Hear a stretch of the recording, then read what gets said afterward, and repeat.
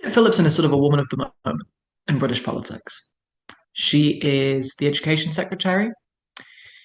She's the Women and Equalities Minister, and this weekend she's one of two people who might become Deputy Leader of the Labour Party.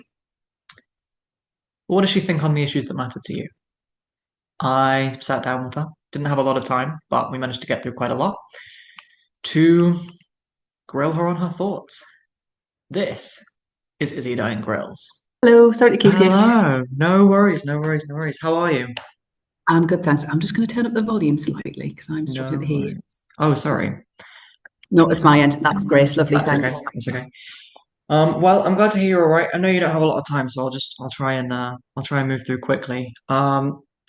Obviously, I've got the big announcement today, and I'm gonna come to that as quickly as I can. But I do have a couple other questions first. So obviously, you're not just the education secretary; you're running to be deputy leader. Um, and you've said a few times during the campaign that it's important that you acknowledge that you haven't gotten everything right and that you want to be honest about that and that you think there's been mistakes. Could you be more specific? Is that what do you think that you what mistakes do you think you've made in government? Yeah, so I've been clear that we haven't always got everything right as a government. Being in government is hard. One example I'd give would be around the winter fuel allowance.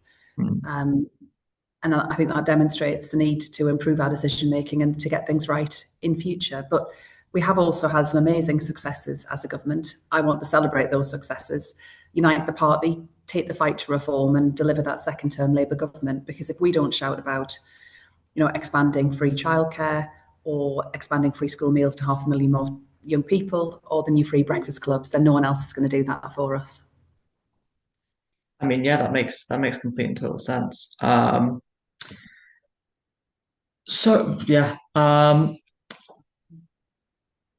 I want to come to one of the positives, the new announcement today. But you do have one other role, which is that you're also the Minister for Women and Equalities. Now, you said in a statement in April that you think trans women shouldn't use the women's bathroom. Now, I'm a trans woman, and I just was curious what bathroom you think people like me should be using. Yeah, so as Minister for Women and Equalities, I set out the government's position in responding to the Supreme Court judgment. The Supreme Court were clear that for the purposes of the Equality Act, sex was biological sex. What's now happening is that the Equality Human Rights Commission have consulted on a code of practice, which they've submitted to me as the minister. I'll then be going through that line by line to make sure we get that right. It's a 300-page document, so it will take some time.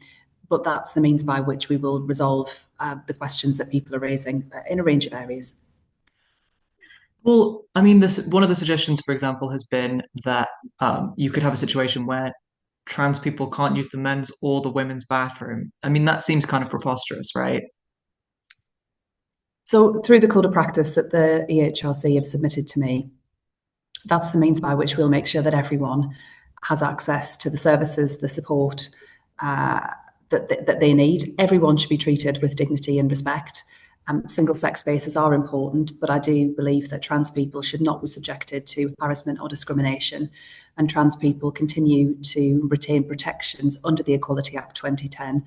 And that is important. I wouldn't want anyone to feel that they don't get the support or the services that they need, and we'll set out the government's position in responding to the code of practice.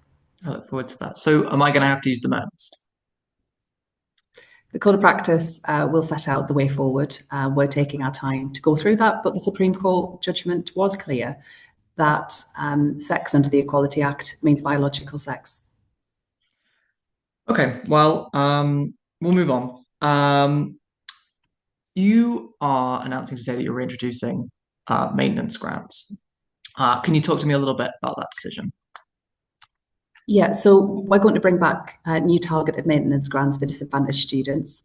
We'll set out more details at the budget around it, but through the white paper, we're also committing to opening up access to more further education and higher education routes for young people.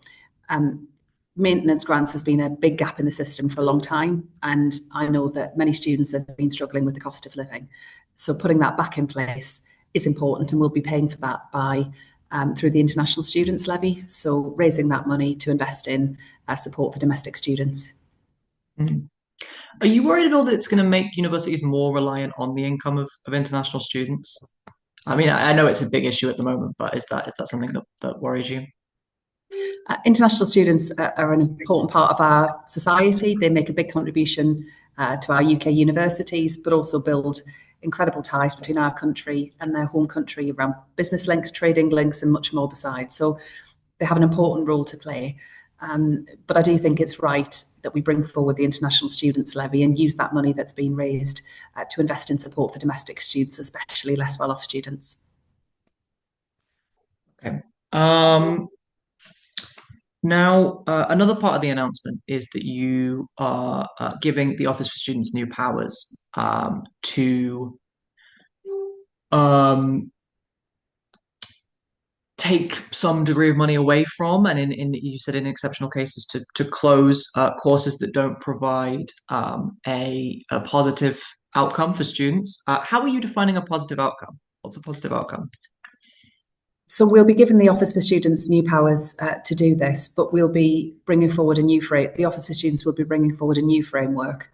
What we have at the moment isn't the full extent of what we need to be taking into consideration. So it'll be on the basis of a new framework around teaching quality, but also better understanding student outcomes connected to university. I do think going to university is a phenomenal opportunity for so many young people. I want that to continue to be a great option alongside strong technical and vocational routes too. But in order to make that a reality, we've got to put our universities on a much firmer financial footing. And that's why I'm also announcing today increases in line with forecast inflation for both maintenance loans, but also tuition fees. How did you determine what the metric was going to be? The metric for what, sorry? The metric for determining whether a course has a positive outcome. Like, how did you make the decision about what was going to count towards it?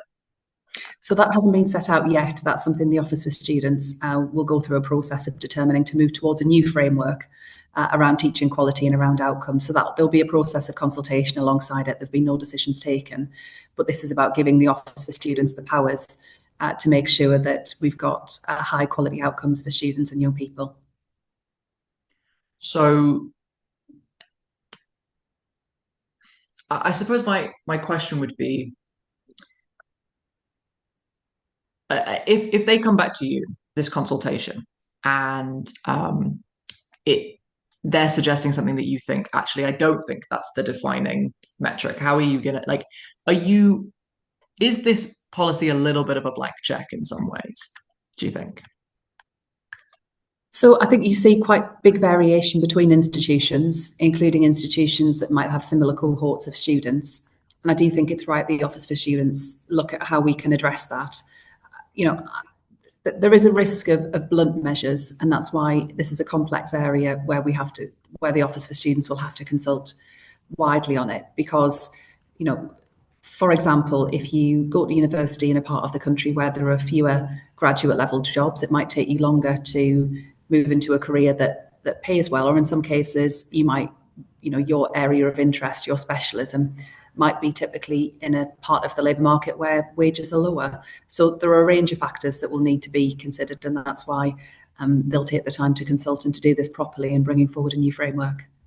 I mean, arguably, it's this is a bit of a punitive measure against universities in some ways, right? Rather than kind of investing further in them. Would you agree with that characterization?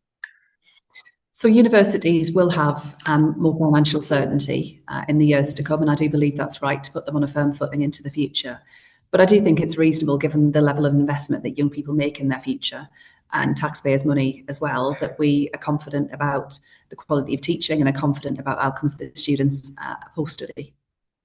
Okay, great. Well, I've only got one more question for you. As we've talked about, you're running for deputy leader, and one thing you've mentioned a couple of times in your campaign is that you think it's important that a lot of the big decisions you want to kind of have those conversations behind closed doors where you disagree. You think that's important. So, I just want to get your take on something that is very important to a lot of young people, particularly.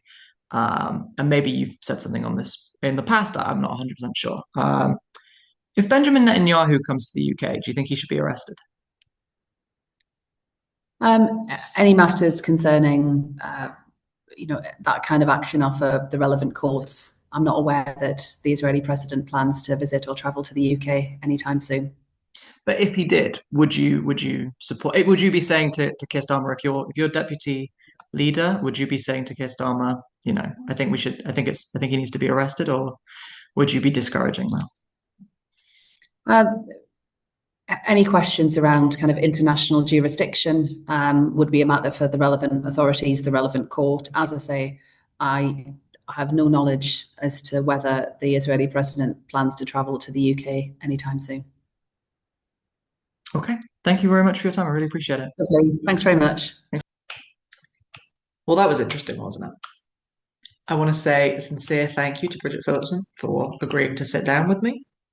I want to thank my family and my friends who have supported me in various ways, from makeup to technical to advice on the kind of things I should be asking. I want to thank the Tab for collaborating with me on this. And I want to thank you for watching. If you want to see more, go ahead and subscribe. Come on, do the thing. Let's do this again. It was fun. Uh, yeah, thank you very much. If you want any clarifications on any of the issues discussed, feel free to leave them in the comments, and I hope you have a really good day.